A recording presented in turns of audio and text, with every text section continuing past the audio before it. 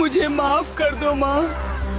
एक हाथ से राक्षस की जीभ कसकर पकड़ी हुई और दूसरे हाथ में प्रहार के लिए उठी गदा।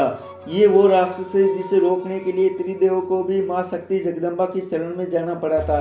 इस रहस्यमयी कहानी की शुरुआत होती है सतयुग से। एक खूंखार राक्षस था बदनासुर। उसने घोर तपस्या करके सृष्टि के रचयिता ब्रह्मदेव से वाक्सिद्धि का वरदान पा लिया। इसका सीधा सा मतलब था कि उस राक्षस के मुंह से निकली हुई हर बात सच हो जाएगी। इस वरदान का फायदा उठाकर उसने पूरी दुनिया में तबाही मचानी शुरू कर दी।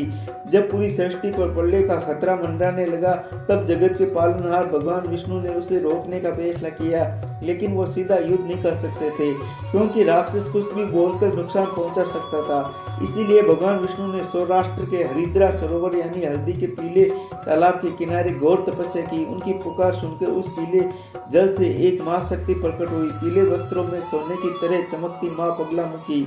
सरोवर से प्रकट होते ही मां बगलामुखी सीधा बदनासुर के सामने पहुंच गई।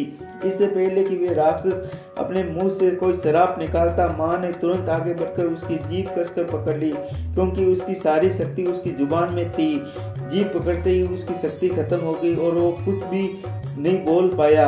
जैसे ही देवी ने उस पर वार करने के लिए अपनी गदा उठाई, राक्षस ने मन ही मन मां से माफी मांगी। मां ने उसे जीवन दान तो दिया, लेकिन हमेशा के लिए उसकी बोलती बंद कर दी। साथ ही उसे वरदान दिया कि संसार में जहाँ भी मेरी पूजा होगी, वहाँ मेरे चरणों में तुम्हारी भी उपस्थिति रहेगी। तो कमेंट्स में पूरे विश्वास के साथ लिखे जय मां बगलामुखी।